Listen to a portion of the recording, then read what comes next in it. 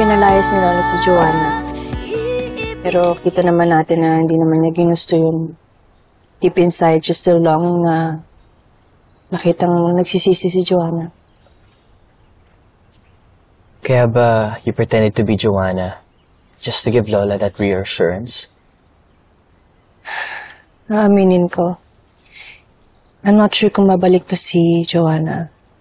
But Lola wants her back. Kung sa tingin ni Lola, ako si Joanna, I'm willing na maging siya. Especially during Lola's vulnerable moments na gusto niyang maramdaman niya pagmamahal ni Joanna. I've never met anyone like you in my life, Ina. And you've suffered a lot. I mean, ang dami namin ginawa ni Joanna para pahirapan ka.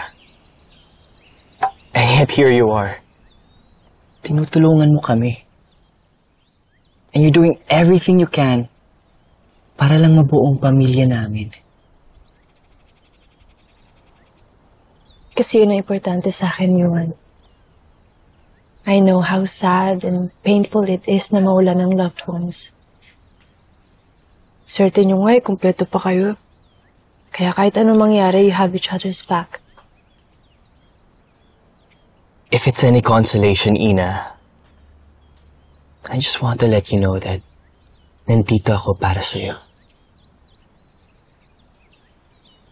And you've helped me in so many ways, Ina. You changed my life. Someday, sana, ako naman ang maging savior mo. Ina. Let me guess. Nagdadrama na naman to si Yuan. Pwede ba, Yuan? Di mo madadaan si Ina sa mga pa-sad boy effect mo? Huwag ka na magpaka-emo dyan. Hindi ko yung style, Francis. Never ko naging style yan. Everybody knows me for being a jerk. But never ako nanlamang just to get what I want. Hindi ako nanloko. At most of all, wala akong ninakaw na kumpanya.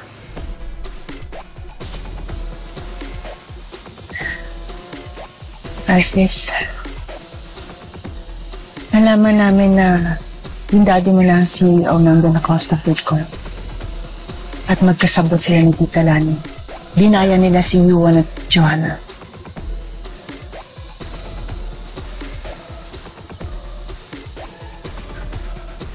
Ano? Kasalanan ko ba yon? Na tanga-tanga tong si Yuan? Sandali. Okay, nakukuha ko na ngayon. Bumabawi ka, ganon. Gusto mo kong gantihan.